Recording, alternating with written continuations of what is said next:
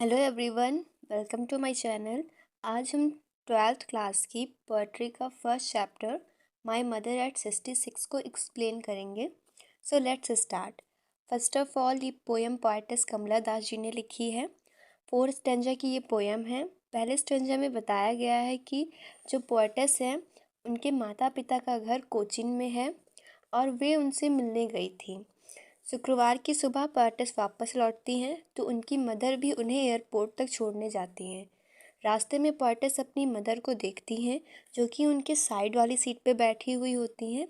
तो उनका मुंह खुला हुआ होता है और उनका शरीर बिल्कुल मृतक के समान लगता है। उनकी जो बॉडी है वो बिल्कुल डेड बॉडी की तरह लगती है।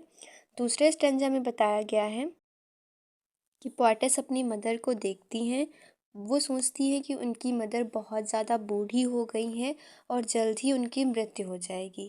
पोएटेस को अपनी माँ का पीला फेस देखकर बहुत दुख होता है और उनके मन में बार बार अपनी माँ को खो देने का विचार आता है। उस विचार से अपना मन हटाने के लिए वो विंडो के बाहर देखती हैं जहाँ पर कुछ बच्चे बहुत तेज़ी से घर से निकल रहे होते हैं। पेड़ जो है विपरीत दिशा में दौड़ रहे होते हैं। तो उन बच्चों को देखकर उसे अपने वो जो पोएटेस होती हैं उन्हें अपना बचपन याद आ जाता है जब उनकी माँ यंग थी।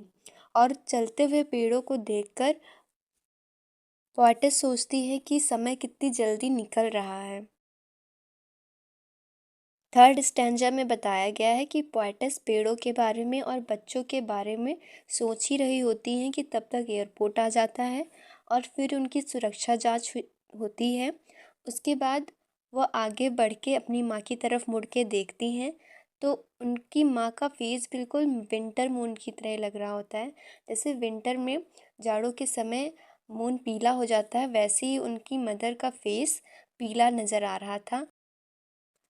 अब लास्ट स्टेंजा में बताया गया है कि एक बार फिर से उन्हें अपनी माँ को खो देने का डर उनके मन में आ जाता है, लेकिन वे अपनी भावनाओं को कंट्रोल करती हैं, अपनी फीलिंग्स को कंट्रोल करती हैं और अपनी माँ से मुस्कुराते हुए विदा लेती हैं और उनसे बोलती हैं कि माँ हम फिर मिलेंगे। तो यहीं पे ये पोएम फिनिश हो जाती है। अगर वीडियो हेल्पफुल हो then subscribe my channel and press the like button.